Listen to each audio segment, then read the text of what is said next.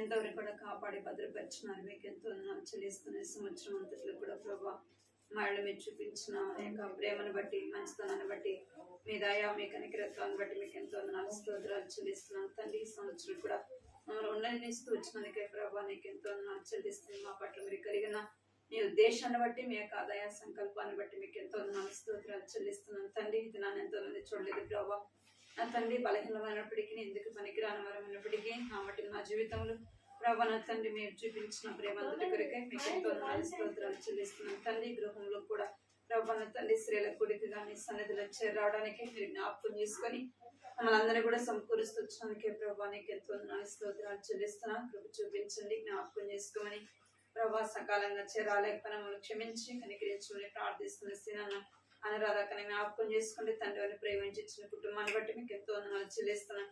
ఈ కుటుంబంలో కూడా ప్రభా స్త్రీలముగా మీ సన్నిధిలో చేరుస్తున్నాం, జ్ఞాపకం చేసుకోండి, సహాయించండి.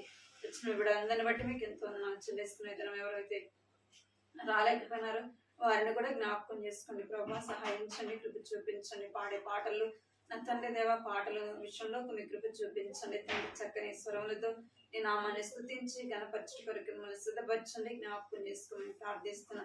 వాక్యం ద్వారా కూడా మాట్లాడండి ప్రభా. ఆత్మ చెప్పు సంగతులు నన్ను ఆత్మీయ చెవులు కలిగి వినటానికి, గ్రహించడానికి మీ కృప చూపించండి. వాక్యం కొరకే మిమ్మల్ని సిద్ధపరచండి, జ్ఞాపకం చేసుకుని మా దృష్టి మా మనస్సు ప్రభా మీ వైపు చూడడానికి జ్ఞాపకం చేసుకోండి ప్రభా. కృప చూపించండి. సమయాన్ని దీవెనకరంగా చేయమని మీకు ఎంతో వందనాలు చెల్లిస్తూ కృతజ్ఞతాస్తుతి చెల్లిస్తూ యేసు నామములో ప్రార్థిస్తున్నాను తండ్రి, ఆమేన్.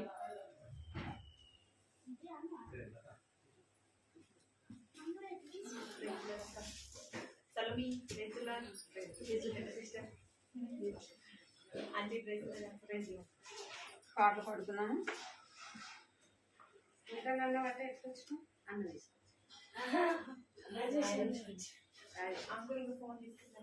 పాట పాడదాము. పాట సంఖ్య 123.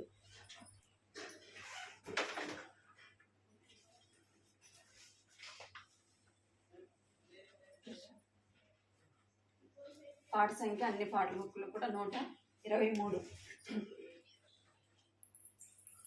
ప్రభువా నీ గొప్పతనము, ప్రభువా నీ గొప్పతనము, స్తుతికి యోగ్యము, అసఖ్యమైనది, వర్ణించాలేమిలా.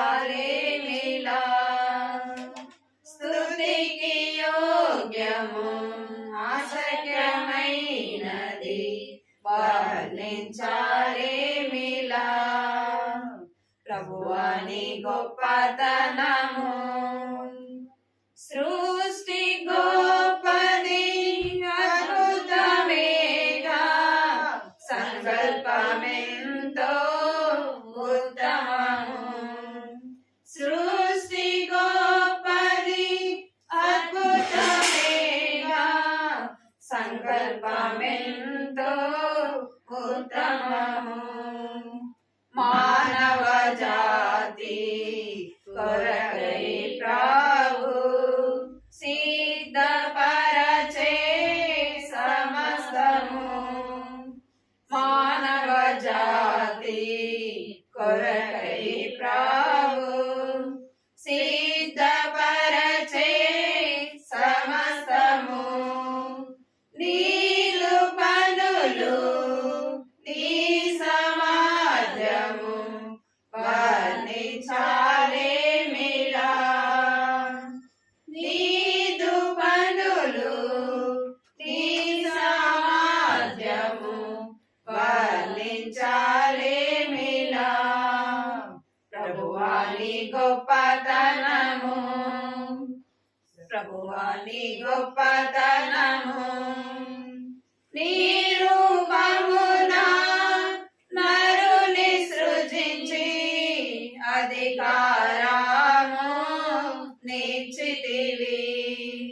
నీ రూపమునా నరుని సృజించి అధికారము నిశ్చితివి. క్రీస్తునందు నిర్దోషినిగా నిల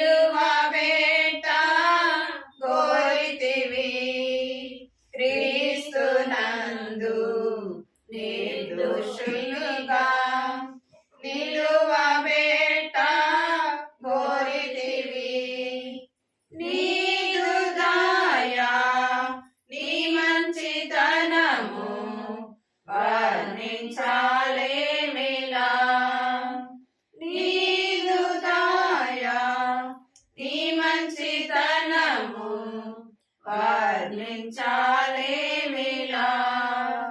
ప్రభువా నీ గొప్పతనము, ప్రభువా నీ గొప్పతనము, సృష్టిని చేసిన శక్తి కంటే పాపికి రక్షణ గొప్పది.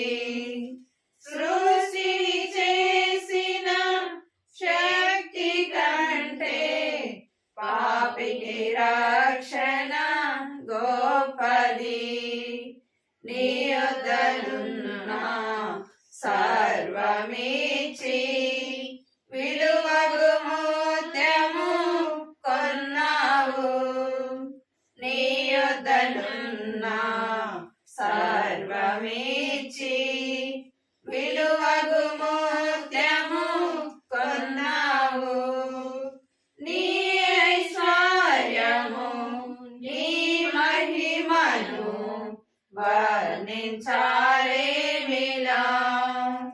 నీ ఐశ్వర్యము నీ మహిమను వర్ణించాలేమిలా. ప్రభువా నీ గొప్పతనము, ప్రభువా నీ గొప్పతనము, నీకు మానవు ప్రాముల్యము నీవు ప్రేమించుచున్నావు. నీకు మానవు ప్రాముల్యము నీవు ప్రేమించుచున్నావు. అందుకే నీ ప్రాణమర్పించి రక్తము కాచి రక్షించితివి. అందుకే నీ ప్రాణమర్పించి రక్తము కాచి రక్షించితివి. నీ అద్భుత ప్రేమ నీ కృప వర్ణించాలేమిలా. నీ అద్భుత ప్రేమ నీ కృప వర్ణించాలేమిలా. ప్రభువా నీ గొప్పతనము, ప్రభువా నీ గొప్పతనము, అద్భుతమైన నూతన సృష్టి మానవునికి నిశ్చితివి. అద్భుతమైన నూతన సృష్టి మానవునికి నిశ్చితివి. రాజులనుగా యాజకులుగా వారసులను చేసితివి. రాజులనుగా యాజకులుగా వారసులుగాను చేసితివి. నీ రాజ్యము నీ ప్రభావము వర్ణించాలేమిలా. నీ రాజ్యము నీ ప్రభావము వర్ణించాలేమిలా. ప్రభువా నీ గొప్పతనము, ప్రభువా నీ గొప్పతనము, ఉల్లాసముతో సృష్టి మహిమచే అద్భుత కార్యములను చూచి. ఉల్లాసముతో సృష్టి మహిమచే అద్భుత కార్యములను చూచి సంతోషించి ఆరాధించిరి. నీవే సర్వమని చెప్పిరి. సంతోషించి ఆరాధించిరి. నీవే సర్వమని చెప్పిరి. నీ ప్రభుత్వము నీదు సత్యము వర్ణించాలేమిలా. నీ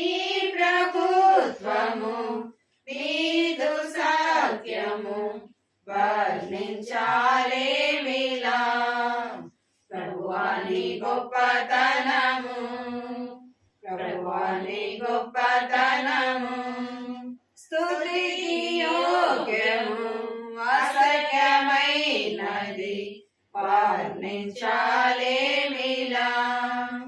స్తుతికి యోగ్యము అసఖ్యమైనది వర్ణించాలేమిలా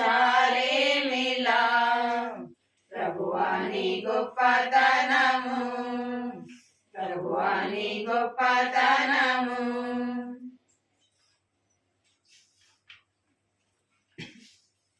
పాట సంఖ్య 525.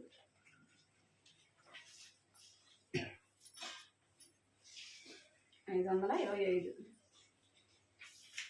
పాత పాటల బుక్ అయితే 453. అద్భుత దీవెనలు ప్రభువా కుమారించితివి నీదు ప్రేమాకారము ప్రభువా మాపై చూపితివి నీదు ప్రేమాకారము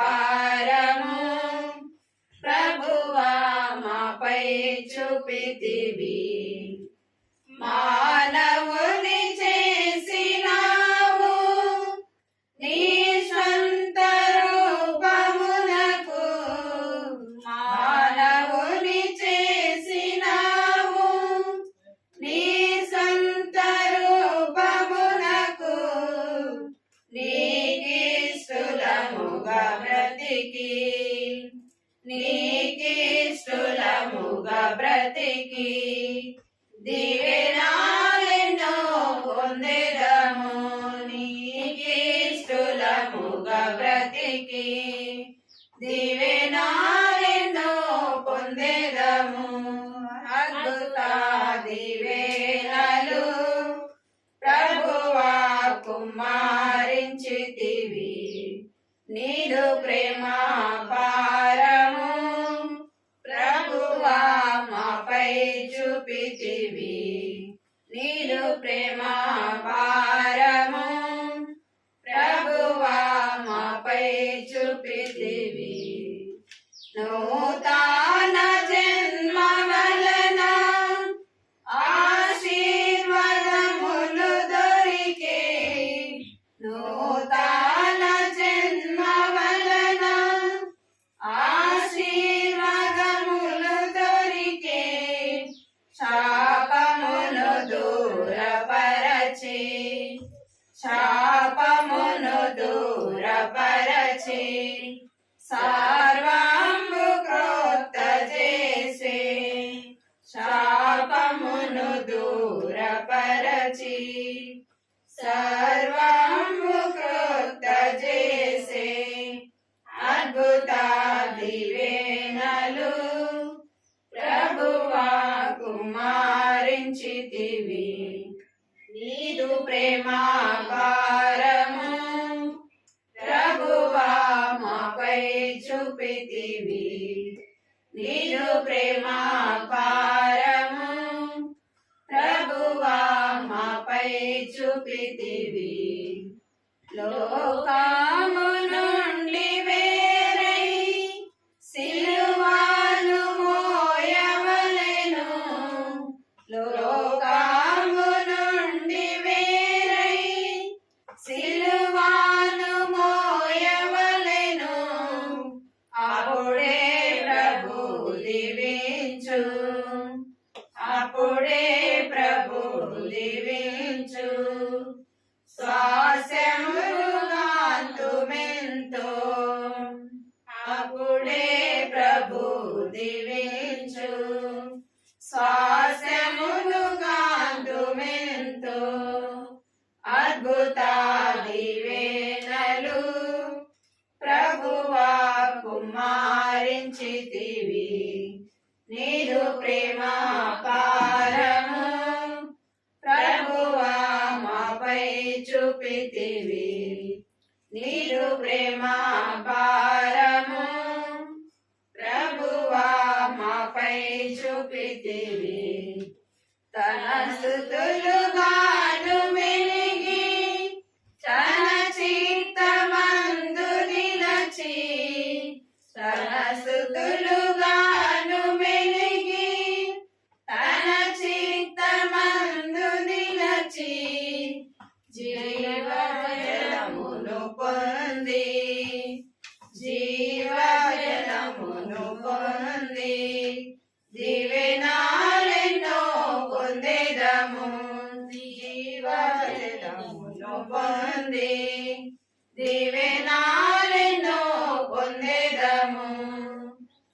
అద్భుతాది వేళలు ప్రభువా కుమారించితివి నీదు ప్రేమ పారము ప్రభువా మాపై చూపితివి నీదు ప్రేమ పారము ప్రభువా మాపై చూపితివి ఆత్మీయముగా నడచి శారీర క్రియలను విడచి ఆత్మీయముగా నడచి శారీర క్రియలను విడచి ఆయాన స్వరము వినుచు ఆయాన స్వరము వినుచు దివ్యనాలెన్నో పొందెదము ఆయాన స్వరము వినుచు దివ్యనాలెన్నో పొందెదము అద్భుతాది వేళలు ప్రభువా కుమారించితివి నీదు ప్రేమ పారము ప్రభువా మాపై చూపితివి నీదు ప్రేమ పారము ప్రభువా మాపై చూపితివి ఆశీర్వాదముల కొరకు పిలువబడియున్న మనము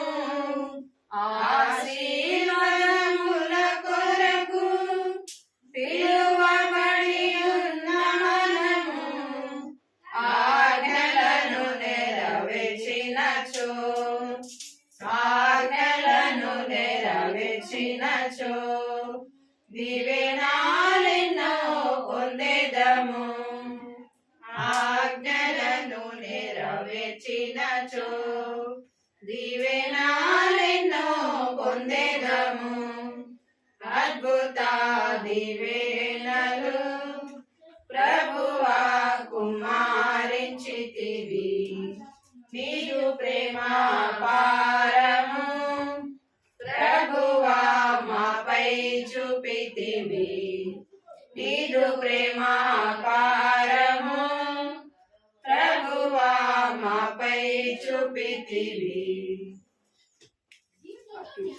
ప్రార్థన చేసుకుంటాం.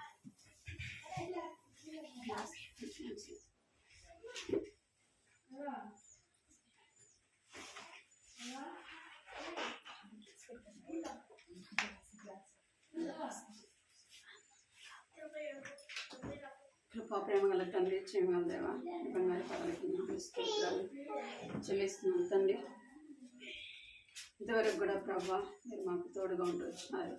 మీకు ఎంతో వందనాలు చెల్లిస్తున్నాం. పాటల ద్వారా నామాన్ని స్థుతించడానికి ఘనపరచడానికి ప్రభా మీరు చూపిన కృపను బట్టి మీకు వందనాలు చెల్లిస్తున్నాను. వాక్యం ద్వారా మాట్లాడండి ప్రభా. మీ స్వరం వినట వరకు సిద్ధపరచండి. వినే చెవి దయచండి, గ్రహించి మనస్సు దయచండి ప్రభా. వాక్యం కొరకే నా తండ్రి దేవాన్ని సన్నిధికి వచ్చిన జ్ఞాపకం చేసుకోండి. మా ఆత్మకు కావాల్సిన మాటలు దయచండి. ఆత్మకు తృప్తి కలిగించండి ప్రభా. కృప చూపించండి. నిలబడుచున్నాను కూడా జ్ఞాపకం చేసుకుని బలహీనాలని సహాయించండి. నన్ను నోటి బురగా వాడుకోమని ఈ సన్నిధిలో ప్రార్థిస్తున్న ప్రార్థన కొరకే మా హృదయాన్ని సిద్ధపరచండి. కుటుంబానికి ఏదో అవసరమో వాటిని అనుగ్రహించండి. కృప చూపించమని మిగిలిన సమయం చేతులకు అప్పగించుకుంటూ ఏ స్నామంలో ప్రార్థిస్తున్నాను తండ్రి. ఆమేన్.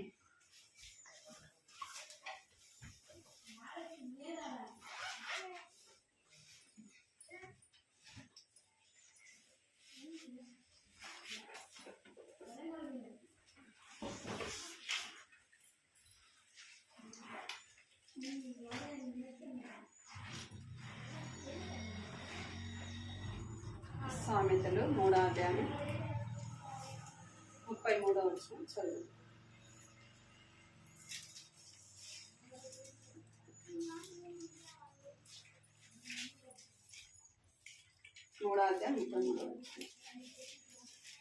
భక్తిహీనుడైన మీదికి యెహోవా శాపం వచ్చును, నీతిమంతుల నివాస స్థలమును ఆయన ఆశీర్వదించును. ఇది సామెతలు 12వ అధ్యాయం 7వ వచనం.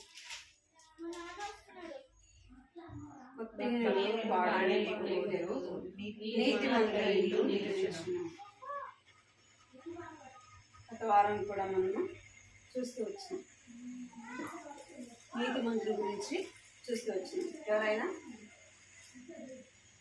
గత వారం చూసినాం ఎవరు? అబ్రహాం. 4 వారాలు కూడా అబ్రహాం గురించి చూస్తూ వచ్చినాం. అబ్రహాము నీతిమంతుడిగా పెంచబడుతూ వచ్చినాడు, దేవునికి ఇష్టమైన వాడుగా ఉంటూ వచ్చినాడు. వారము ఆదికాండము 6వ అధ్యాయము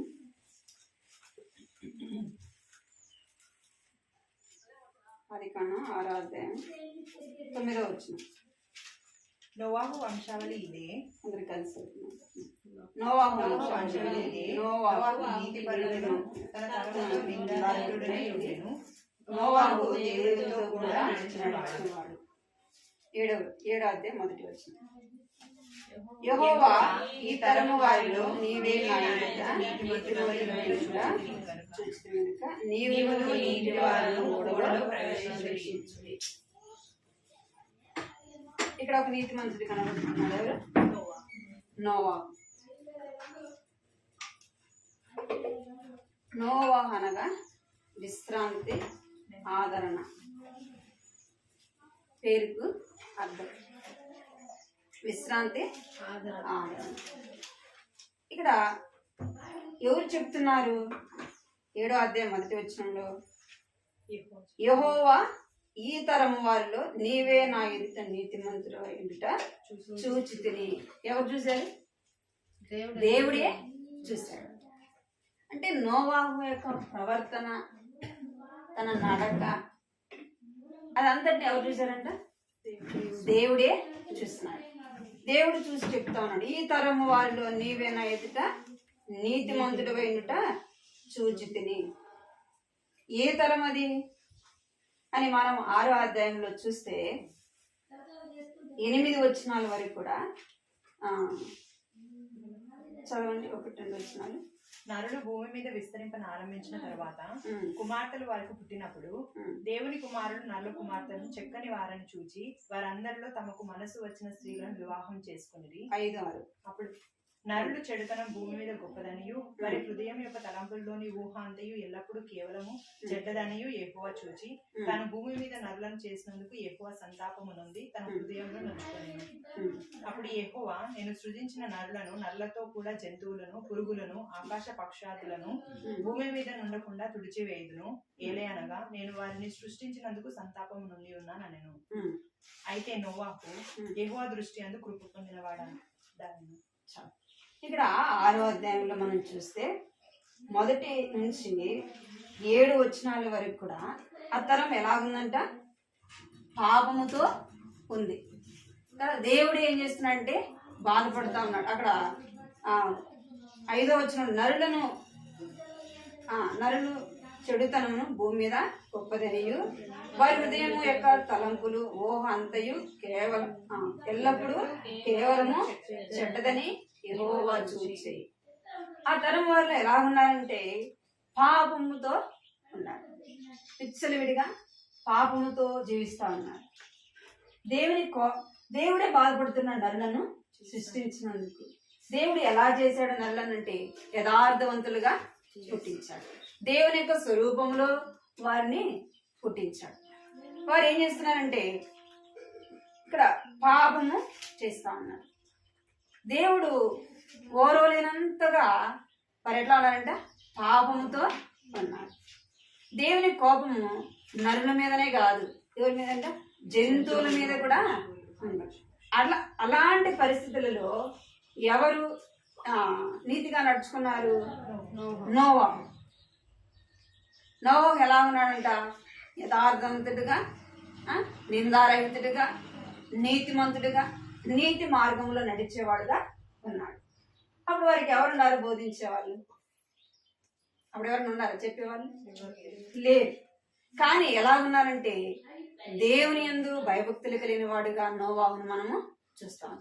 దేవుడు చెప్తున్నాడు, ఈ తరము వాళ్ళు నీవు నా ఎదుట నీతిమంతుడిగా కనబడితివి. ఏ తరము అంటే పాపముతో ఉన్న వారి మధ్య తను ఎలాగున్నాడంటే ప్రత్యేకంగా ఉన్నాడు. వారితో కలిసిపోలేదు. వారిని మెప్పించడానికి వారు చేసేటివన్నీ కూడా ఒకవేళ అక్కడ తన బంధువులు కూడా ఉండిండవచ్చు, ఒకవేళ అన్నదమ్ములు అక్కచెల్లెలు వాళ్ళతో పాటు తను అక్కడ కలవలేదు. తను ఎట్లా ఉన్నాడంట? ప్రత్యేకంగా ఉన్నాడు. రక్షింపబడిన మనము ఎలా ఉండాలంట? ప్రత్యేకమైన జీవితం మనము కలిగి ఉండాలి. ఏదో మన బంధువులు మెప్పించడానికి, మన తల్లిదండ్రులు మెప్పించడానికి, మన యొక్క అక్కచెల్లెలను అన్నదమ్ములను మెప్పించడానికి, వారిని మనం మెప్పించినామంటే ఎవరిని బాధ పెడతాం? మనం దేవుణ్ణి బాధ పెడతాం. ఇక్కడ అలాంటి తరములో ఎంతో పాపముతో ఉన్న ఆ ప్రజల మధ్య తను నివసించినప్పటికీ ఎలాగున్నాడంట?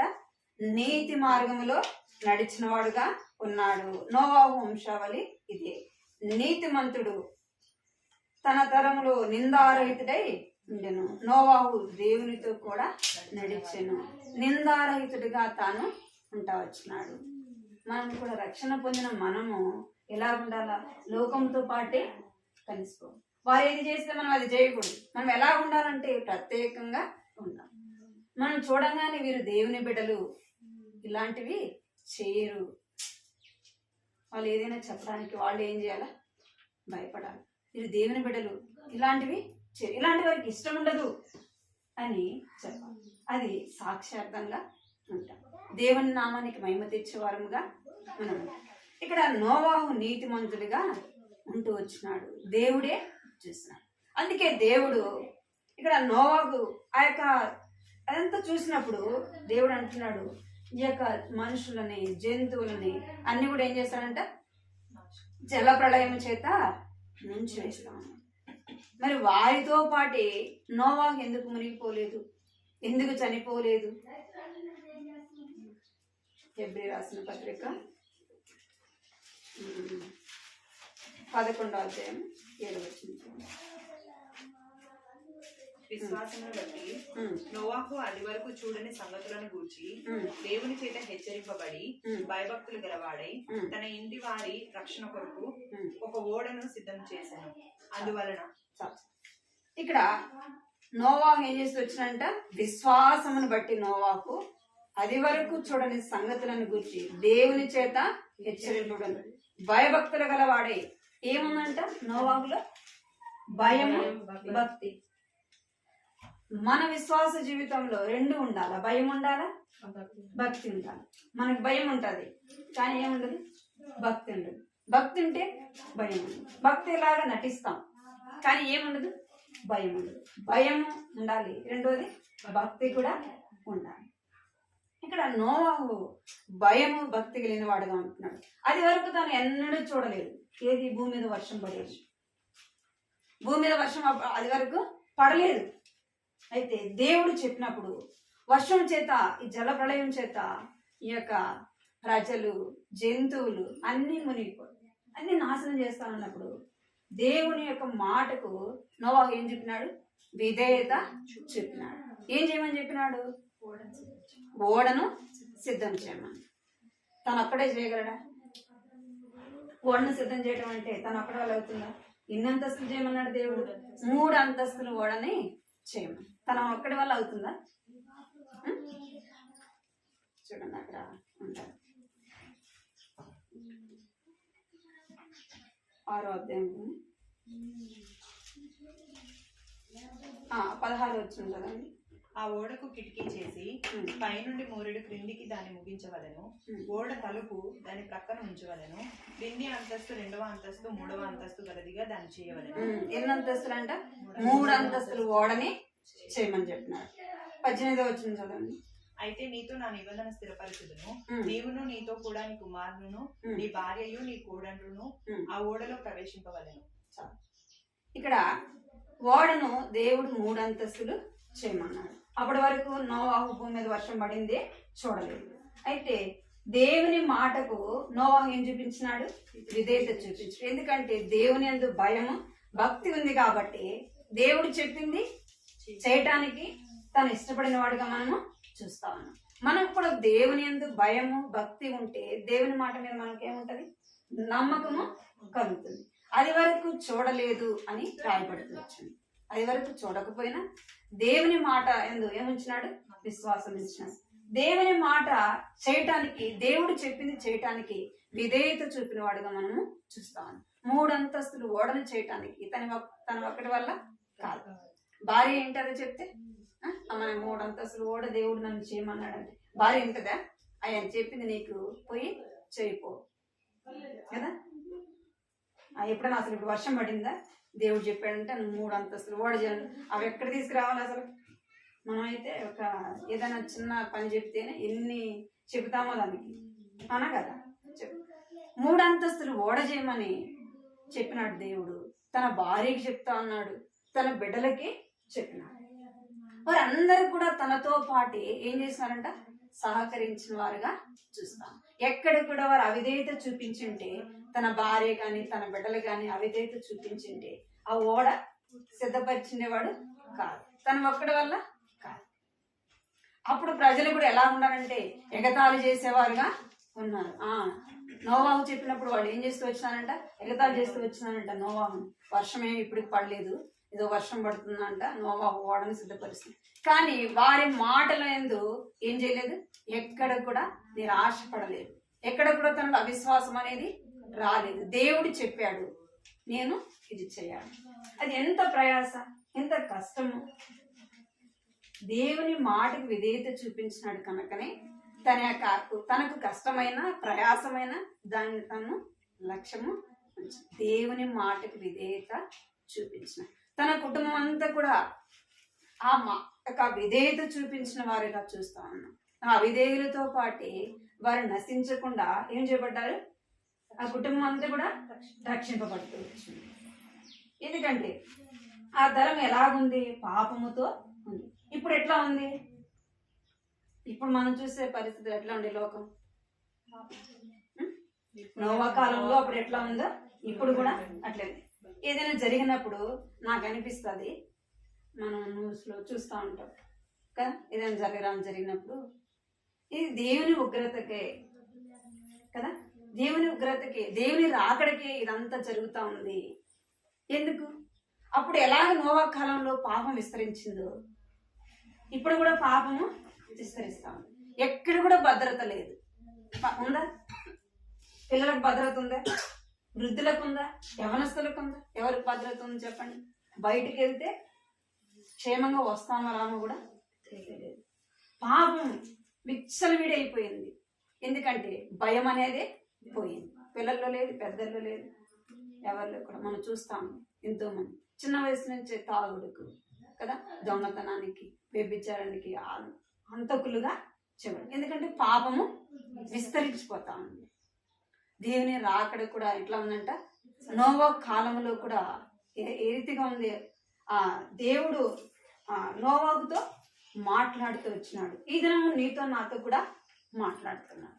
ఎందుకంటే అలాంటి పరిస్థితులలో మనం కూడా ఉన్నాం. మనం ఎలా ఉండాలా?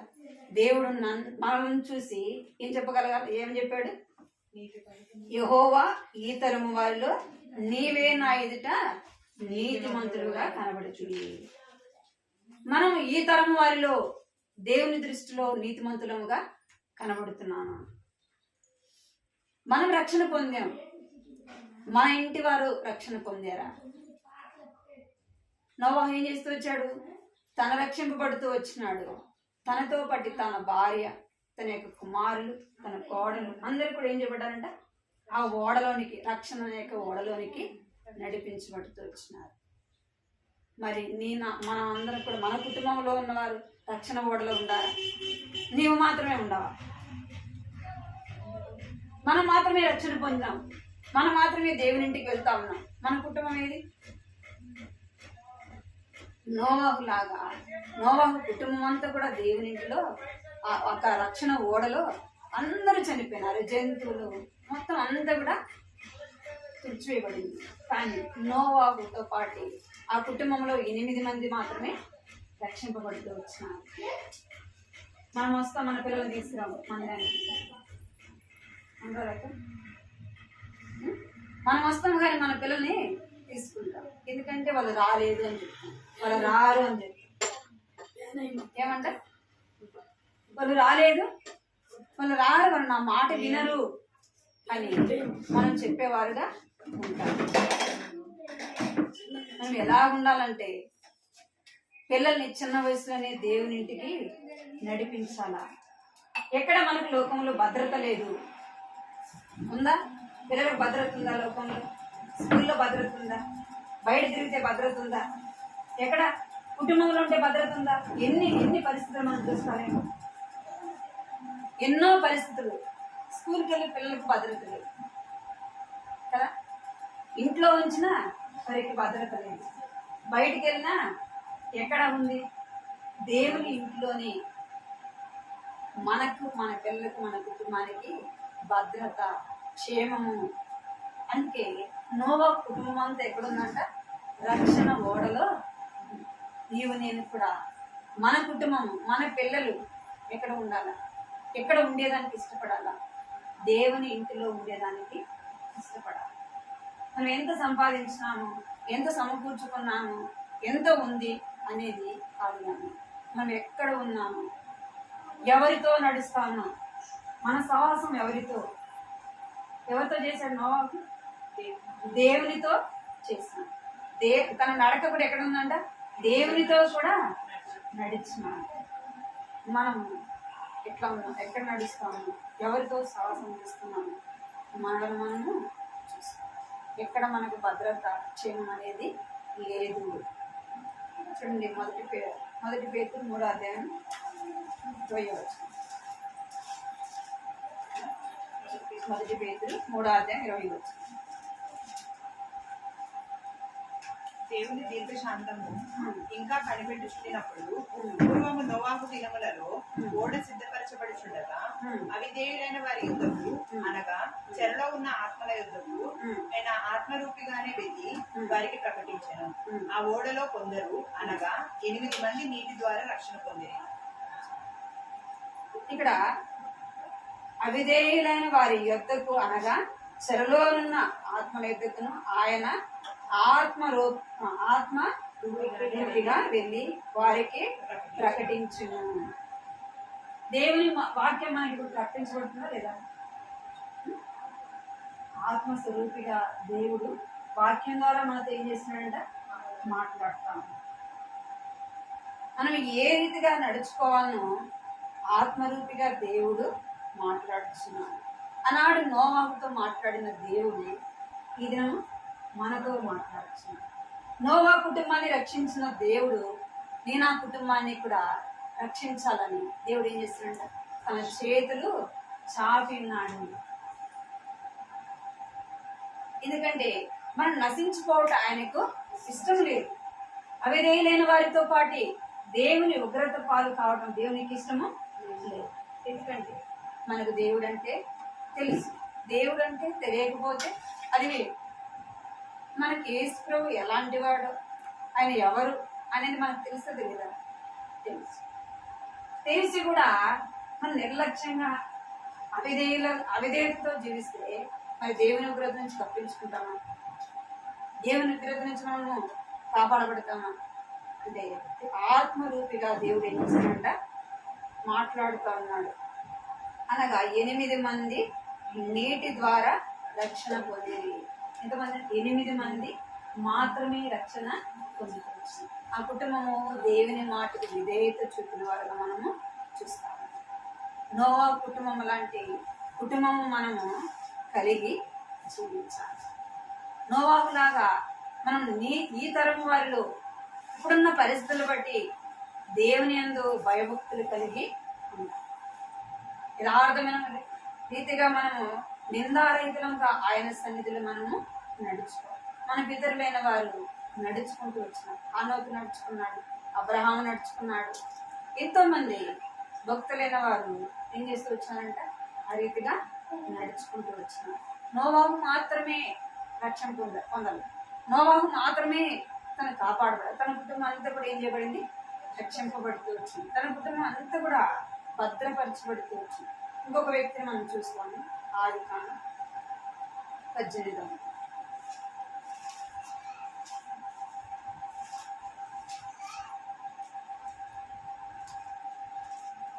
వచ్చింది. ఆదికాండం 19. ఆ సాయంకాలం అందు ఆ ఇద్దరు దేవదూతలు సొదమ చేరినప్పటికీ లోతు సొదమ గమని యొద్ద కూర్చుని ఉండేను. లోతు వారిని చూచి వారి ఎదుర్కొనుటకు లేచి సాష్టాంగ నమస్కారం చేసి, నా ప్రభువులారా, దయచేసి మీ దాసుని ఇంటికి వచ్చి రాత్రి వెళ్ళవచ్చి కాలు పడుకొనుడి. మీరు పెందలకడ లేచి మీ త్రోవను వెళ్ళవచ్చునని. అందుకు వారు, అలాగూ కాదు, నడివీధిలో రాత్రి వెళ్ళవచ్చునని చెప్పింది. మొదటి వచ్చినప్పుడు ఏముంది? ఆ సాయంకాలమందు ఆ ఇద్దరు దేవదూతలు సొదొమ చేరినప్పటికీ లోతు సొదొమ గవని యొద్ద కూర్చుని ఉండెను. ఎక్కడ కూర్చున్నాడంట? గవిని అంటే ఊరి వెలుపల కదా. గవిని అంటే ఊరి వెలుపల. అప్పుడు పాతకాలంలో ఏం చేసేవాళ్ళు? ఊరి వెలుపల చెట్లకి అరుగులు ఉండేవి. అక్కడ ఏం చేసేవాళ్ళు? ఊరి పెద్దలందరూ కూడా గవిని దగ్గర కూర్చొని ఉండేవాళ్ళు, తీర్పు తీర్చేవాళ్ళు. లోక సంగతులంతా కూడా అక్కడ కూర్చొని అక్కడ లోతు ఎక్కడున్నాడంట? గవిని దగ్గర ఆ ఊరి పెద్దలతో పాటు కూర్చుని ఉన్నాడు. తనకు అవసరమా? చెప్పండి. తను ఎవరు? లోతు ఎవరు? నీతిమంతుడు. ఎవరంట? లోతు నీతిమంతుడు. దేవుడు అంటే ఎరిగినవాడు, దేవుని తెలుసుకున్నవాడు. తెలీదా దేవుడు? లోతుకు దేవుడు తెలుసు. అబ్రహాముతో పాటి తను ఉంటూ వచ్చినాడు కదా. అబ్రహాముతో పాటి తను నడుస్తూ వచ్చినాడు, తనతో పాటు ఉంటూ వచ్చినాడు. అబ్రహాం ఎలాంటి వాడు? ఎంత విశ్వాసం గలవాడు, ఎంత ప్రార్థన గలవాడు. అలాంటి వానితో పాటు ఉన్న లోతు ఎక్కడున్నాడంట? ఊరి గవిని వద్ద.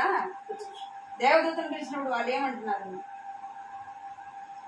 ప్రభువులారా, దయచేసి నీ దాసుని ఇంటికి వచ్చి రాత్రి వెళ్ళబుచ్చుడి, కాళ్ళు కడుక్కోండి, మీరు పెందల కాడి లేచి నిద్రోన. అందుకు వారు, అలాగూ కాదు, నడివీధిలో రాత్రి వెళ్ళబుచ్చుడు. ఎక్కడ వెళ్ళబుచ్చుతారని? లోతుతో పాటు వెళ్ళటానికి వారికి ఇష్టపడలే. ఎందుకు? లోతు దేవుని బిడ్డే కదా. మనము కూడా దేవుని బిడ్డలమని చెప్తున్నాం. నేను రక్షణ పొందాను, నేను ప్రార్థన చేస్తున్నాను, నేను బైబిల్ చదువుతున్నాను, నేను నీతిమంతుడను అని చెప్తున్నాను. మనం చేసేదంతా ఎక్కడ? లోకంతో స్నేహం చేస్తాం. లోకంతో పాటు లోక కార్యాలు అన్ని విషయాల్లో కూడా మనము ఉంటాం. ఇక్కడ లోతు కూడా ఎక్కడ ఉన్నాడంటే ఊరి వెలుపల ఉంటూ వచ్చినాడు. నీవు నేను కూడా ఎక్కడ ఉంటున్నాము? దేవునితో పాటు మనము నడిచేవారుగా. లోతులాగా కాదు, లోకాన్ని దేవుణ్ణి కాదు. ఇక్కడ లోతు దేవుడు అంటే తెలిసినవాడు అయినప్పటికీ ఎక్కడున్నాడంటే లోకములో ఉన్నాడు, లోకముతో పాటి ఉన్నాడు, లోకంతో పాటు తను ఉంటూ వచ్చినాడు. రెండోదిగా లోతు నీతిమంతుడే, కానీ ఆ యొక్క పట్టణానికి సొదొమ గుమొర్రా కూడా ఎలాంటిదంట? పాపముతో నింపబడింది. దేవుని ఉగ్రత లోతు ఆ యొక్క సొదొమ గుమొర్రా మీదకి వచ్చింది. దేవదూతలు వచ్చి చెప్తా ఉన్నారు, ఈ పట్టణాన్ని దేవుడు నాశనం చేస్తాడు, ఈ పట్టణం పాడైపోతుంది చెప్పినప్పుడు లోతు ఏం చేస్తున్నాడంట? చూడండి, 12.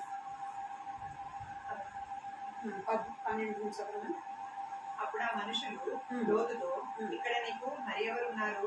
నీ అల్లుల్ని, నీ కుమారులను, నీ కుమార్తెలను ఈ ఊరిలో నీకు కలిగిన వారిని అందరినీ వెలుగులోకి తీసుకుని రమ్ము.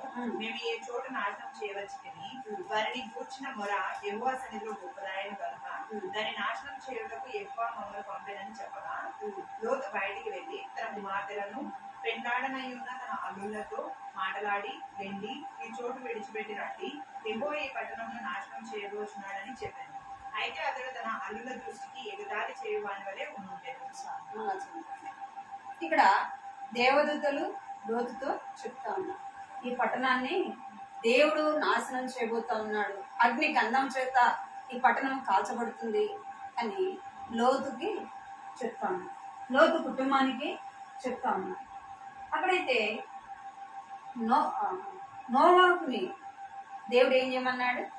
ఓడను చేయమన్నాడు, ఓడను సిద్ధపరచమన్నాడు. ఇక్కడ లోతుకి ఏం చెప్పాడు? నీవు ఈ పట్టణము అగ్నిగంధం చేత కాల్చబడుతుంది, నీవు నీ కుటుంబము ఎక్కడికి వెళ్ళమన్నారు? ఈ పట్టణాన్ని విడిచి. ఏది కష్టం, ఏది సులభం చెప్పండి? నోవాకు చెప్పిన పని సులభమా? లోతుకు చెప్పింది సులభమా? లోతుని ఏమన్నాడు? నువ్వు మాత్రం ఇక్కడి నుంచి వాళ్ళందరినీ తీసుకుని చెప్పలే కదా, వాళ్ళకి ఏదైనా సిద్ధపరచమని చెప్పలే. అయితే నోవాకు 3 అంతస్తులు ఓడ చేయమన్నాడు. లోతుకు ఏం చెప్పాడు? నువ్వు ఇక్కడి నుంచి లోతు ఏం చేస్తున్నాడంట? ఆ పట్టణాన్ని, ఆ పట్టణంలో ఉన్న వారిని, వాళ్ళ అల్లుల్ని పిలిచినాడు, మీరు రండి. తన బిడ్డలకు చెప్పాడు, తన భార్యకి చెప్పాడు. కానీ ఏం చేస్తున్నారంట? ఎగతాళి చేస్తూ వచ్చినారు. 15వ వచనం చూడండి. తెల్లవారినప్పుడు ఆ దూతలు లోతును త్వరబెట్టి, మేము ఈ ఊరు దోష శిక్షలో నశించుకోకుండా నీ భార్యని ఇక్కడి నుండి నీ 2 కుమార్తెలను తీసుకుని రమ్మని చెప్పింది. అతడు తడువు చేశాను. అప్పుడు అతని మీద యెహోవా కనికరపడుట వలన ఆ మనుషుడు అతని చేతిని, అతని భార్య చేతిని, అతని 2 కుమార్తెల చేతులను పట్టుకుని వెలుపలికి తీసుకుని వచ్చి ఆ ఊరి బయట నుంచింది. ఇక్కడ ఏం చేస్తున్నాడంటే లోతు ఇంకా ఇంకా తడువు చేస్తున్నాడు. అంటే దాన్ని విడిచిపెట్టి రాలేకపోతున్నాడేమో, ఆ ఇంటిని, తనకున్న ఆస్తిని. ఎందుకంటే అబ్రహాము ఆస్తిపరుడే, లోతు కూడా ఆస్తిపరుడే. ఏం చేస్తున్నాడంట? దేవుని ఉగ్రత రాబోతా ఉంది, అగ్నిగంధం చేత ఈ పట్టణం అంతా కాల్చబడుతుందంటే లోతు ఏం చేస్తున్నాడంట? తడువు చేస్తా ఉన్నాడు. లోతు కాదు, లోతు బిడ్డలు, తన భార్య కూడా ఏం చేస్తాడంట? ఇంకా నిర్లక్ష్యంగా ఉంటాను. ఏం చేస్తూ వచ్చినాడంటే వారే త్వరపడి వారి చేతులు పట్టుకొని బయటకి తీసుకుని వచ్చారు. అంటే బలవంతంగా వారిని ఏం చేసుకుని వచ్చినారు?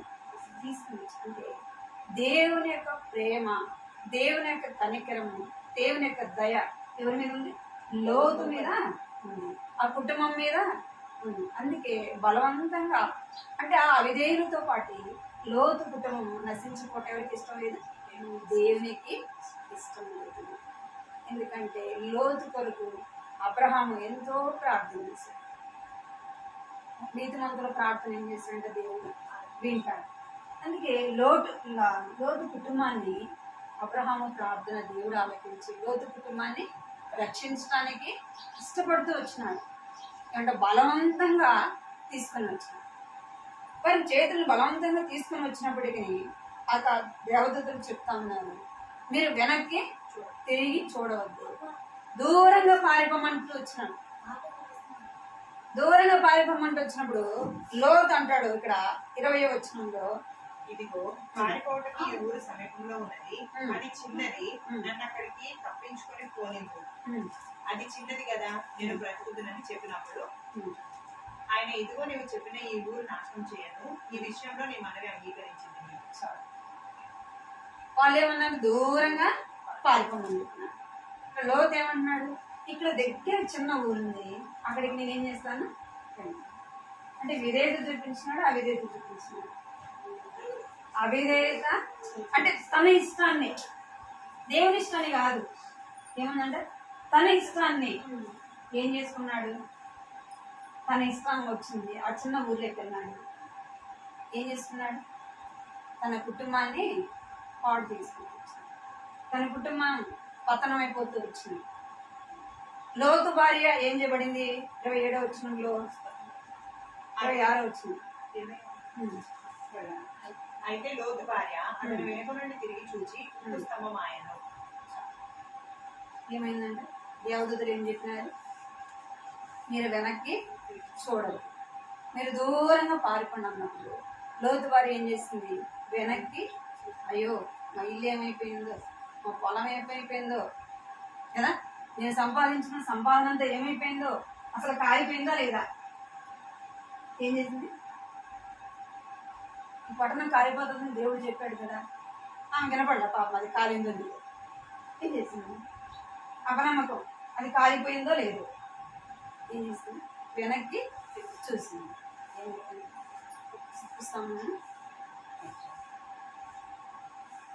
అంటే తన కుటుంబం ఏమైపోయింది?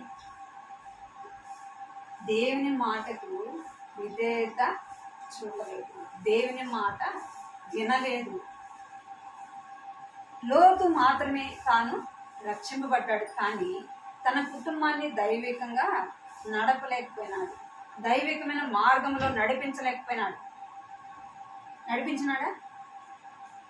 తాను దేవుని యందు భయభక్తులు, నీతిమంతుడు కాబట్టి, దేవుడు అంటే తెలుసు కాబట్టి, ఒకవేళ దేవుని యందు భయభక్తులు కలిగి ఉండొచ్చు.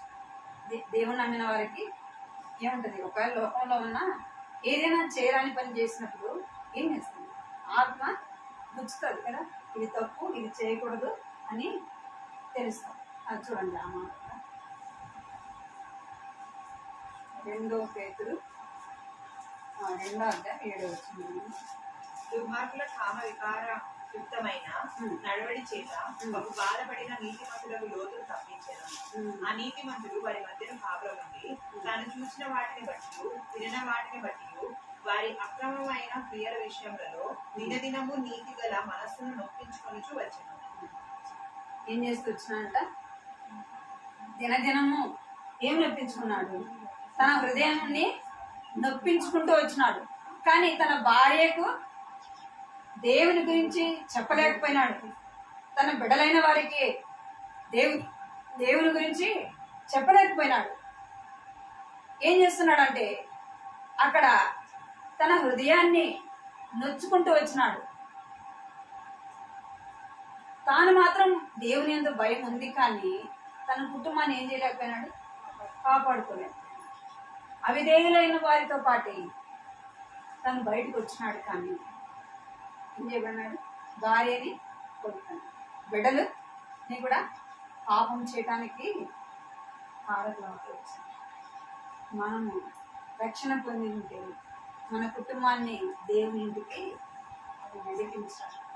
నోవాహు ఎలాగా తన కుటుంబం అంతా కూడా రక్షణ పడుతూ వచ్చింది, మనం కుటుంబం అంతా కూడా రక్షణలోనికి నడిపించాలి. మనం చేసేది ఏంటి? ప్రార్థన చేయాలి. అబ్రహాము తన కుటుంబంతో పాటు ఏం చేస్తూ వచ్చినాడు? దేవుని యందు భయభక్తులు కలిగి ఉంటూ వచ్చినాడు. దేవుని యొక్క ఆజ్ఞలు, కట్టడలు అబ్రహాము మాత్రమే నడుచుకోలేదు, అబ్రహాం మాత్రమే అనుసరించలేదు. ఏమంటే తన కుటుంబం అంతా కూడా దేవుని యొక్క ఆజ్ఞలు, కట్టడలు అనుసరించి నడుచుకుంటూ వచ్చినాడు. తన పనివారు కూడా ఏం చేస్తూ వచ్చినారంటే, ఎలియాజరు ప్రార్థన చేస్తే ఏం చేసినంట? ఎలియాజరు మోకరించి ప్రార్థన మోకరిస్తే ఏం మోకరించినాయి? ఒంటెలు కూడా మోకరించినాయి. చూడండి, నోరు లేని జంతువులు. అంటే అబ్రహాము ఎలాగో తన యొక్క కుటుంబాన్ని నడిపించగలుగుతూ వచ్చినాడు. తన పనివారు ఏం చేస్తూ వచ్చినారంట? ఎంతో నమ్మకమైన వారు. ఎవరిని బట్టి వచ్చింది? యజమాని బట్టి వచ్చింది. నోవాహు నీతిమంతుడిగా నడుచుకుంటూ తన కుటుంబాన్ని కూడా నీతి మార్గంలో నడిపించాడు. ఓడ కట్టడానికి, ఓడను సిద్ధపరచడానికి తన కుటుంబం అంతా కూడా తనతో పాటు ఏం చేస్తున్నారు? సహకరించిన వారుగా ఆ ఓడను సిద్ధపరచడానికి, ఆ జంతువులన్నీ కూడా సమకూర్చడానికి వారు ఏం చేస్తూ వచ్చినారు? సహాయపడుతూ వచ్చిన. ఎక్కడ కూడా వారు ఎదురు మాట చెప్పినట్టు, వారు అవిధేయత చూపించినట్టు 3 అంతస్తులు ఓడ కడుతూ వచ్చినారు. ఆ ఓడలేకి జంతువులన్నీ తీసుకొని వచ్చినారు. 40 రాత్రులు 40 పగళ్ళు వర్షము కురుస్తుంది. ఆ నీళ్లు ఎప్పుడు కింపిపోయినాయో ఏం చేస్తుంట, అన్ని జంతువులకు కూడా వాళ్ళు ఏం చేస్తూ వచ్చినారు? ఆహారాన్ని వేస్తూ వచ్చినారు. ఎంత కష్టం, ఎంత ప్రయాస. అంటే దేవుని మాటకు విధేయత చూపించినారు. ఆ కుటుంబం అంతా కూడా రక్షింపబడుతూ వచ్చింది. దేవుడు కూడా మనకు ఏదైనా పని అప్పగించినప్పుడు మనం ఎలా ఉండాలా? అది కష్టమైన, నష్టమైన ఏం చేయాలి? దేవుని మాటకు మనం విధేయత చూపిస్తే ఆయన ఏ పనైనా చెప్పని దాన్ని ఏం చేస్తాం? మనం ఆయన అప్పగించిన పనిని చేస్తాం. అందుకే నోవాహు గురించి అట్లు చేశాను అంటే దేవుడు చెప్పినంతా కూడా ఏం చేస్తూ వచ్చినాడంట? చేస్తూ వచ్చినాడని రాయబడుతూ వచ్చింది. నీవు నేను కూడా ఎలా ఉండాలంటే, దేవుడు ఈ యొక్క ఉదయకాల సమయంలో నోవాహును జ్ఞాపకం చేస్తాను. లోతును జ్ఞాపకం తీసుకొచ్చింది. మన కుటుంబం ఎలాగుంది, మనం ఎలాగున్నాం? నోవాహు వలె ఉన్నామా? లోతు వలె లోకాన్ని, లోకంలో ఉన్నదాన్ని, లోకంలో ఉన్నదంతా ఏంటంటే ఏం లోకంలో ఉన్నదంతా కూడా ఒక దినాన మనము విడిచిపెట్టి పోవాలి. కనుకనే మనం ఎక్కడ చూడకూడదు, వెనుకకి చూడదు, లోకం వైపు చూడు. ఒక్కసారి నువ్వు రక్షణ పొందిన తర్వాత, ఒకసారి నువ్వు లోకాన్ని విడిచిపెట్టి దేవుని వైపు నువ్వు తిరిగినప్పుడు ఎట చూడకూడదు, వెనుకకి లోకంలో వైపు ఉన్నదాన్ని నువ్వు చూడకూడదు. తిరిగి నువ్వు లోకం వైపు చూస్తే నష్టపోతావు. ఇశ్రాయేలు ప్రజలు కూడా ఏం చేసుకొచ్చినారు, ఏం జ్ఞాపకం చేసుకున్నారు? ముందున్న దాన్ని మరిచి ఏం జ్ఞాపకం చేసుకున్నారంట? ఐగుప్తును జ్ఞాపకం చేసుకున్నారు. ఐగుప్తులు తిన్నవన్నీ కూడా గుర్తు చేసుకుంటా ఉన్నారు, సనుగుతా ఉన్నారు, గొనుగుతా ఉన్నారు. ఏమైపోయినారు? దేవుడు వారికి ఆ కనాను దేశాన్ని ఇస్తానని చెప్తే ఎవరేమి కనాన్లోకి ప్రవేశించలే. తిరిగి వాళ్ళు ఎటువైపు వెనుకకి లోకం వైపు చూసి, ఒక్కసారి నువ్వు రక్షణ పొందిన తర్వాత లోకం వైపు చూడదు. లోకంలో ఉన్న దాన్ని నువ్వు గుర్తు చేసుకోవద్దు. మన యొక్క అడుగులు ఎటు వెళ్ళాలా? ముందుకే. ముందు పైన దాని వైపే మన యొక్క దృష్టి, మన యొక్క మనస్సు ఉండాలి. నువ్వు విడిచిపెట్టిన దాని వైపు తిరిగి చూడద్దు. అదే లోకంలో ఉంటే ఏం చేస్తామంటే, రక్షణ పొందిన కొత్త దినాల్లో ఎంతో ఆత్మీయంగా నడుచుకుంటాం. రాను దినాల్లో ఏమైపోతుంది, మళ్ళా వెనకున్నవన్నీ కూడా గుర్తొస్తూ ఉంటాయి. మరి లోకంలో ఉంటే అట్లా ఉండేది కదా, ఇట్లా ఉండేది కదా, లోకంలో వెనకున్నటువన్నీ కూడా గుర్తొస్తాయి. అలాగ ఉంటే మనం ఆత్మీయంగా ఎంత మాత్రము ఎదగదు. ఆత్మీయంగా ఎంత మాత్రం కూడా మనకు క్షేమం ఉండదు. ఆత్మానుసారంగా ఆరంభించబడిన జీవితం ఏమైపోతుంది, శరీరానుసారంగా ముగించబడుతుంది. ఇక్కడ లోతు కూడా ఇట్లానే ఆత్మీయంగా తన జీవితాన్ని ఆరంభించినాడు, కానీ తను ఏమైపోతూ వచ్చినాడు, శరీరానుసారంగా చివరికి వచ్చే వరకు మనం ఎట్లా ఉన్నాము? ఆత్మలో దినదినము ఆత్మీయంగా ఎదగాలి. దినదినము క్షమాభివృద్ధి మనము చెందాలి. ఇంకా రక్షణ పొందకుండా ఉంటే, ఇంకా ఆ హృదయంలో మనం యేసు ప్రభువుని చేర్చుకోకపోతే, ఇంకా నువ్వు ఓడలేకి రాకపోతే ఏమొస్తుంది? ఒక దినం వస్తుంది, దేవుని ఉగ్రత వస్తుంది. ఏమైపోతుంది కాబట్టి నువ్వు రక్షణ పొందినావు, నీ బిడ్డలైన వారిని కూడా రక్షణలోనికి నడిపించు. నీ పిల్లలైన వారిని కూడా దేవుని ఇంటికి తీసుకొని, ప్రభువా నేను మా బిడ్డలు ఆ భర్త నీ యొక్క ఇంట్లో ఉండడానికి వారమంతా పని చేసుకున్నప్పటికీ ఆదివారం వచ్చేలోపు ఎక్కడ ఉండాలా? దేవుని ఇంటిలో కనబడాలి. ఎందుకంటే నీకు లోకంలో భద్రత లేదు. దేవుని ఇంటిలోనే నీకు భద్రత, దేవుని ఇంటిలోనే నీకు రక్షణ, దేవుని ఇంటిలోనే నీకు క్షేమము. ఇక్కడ కాదు, దేవుని ఇంటిలోనే. కనుక మన యొక్క ఎలా ఉండాలంటే నోవాహు వలె మనము నోవా కుటుంబం ఏ రీతిగా రక్షణ పొందుకోవచ్చు, మన కుటుంబం యొక్క రక్షణ కొరకే మనం ప్రార్థన చేస్తాం.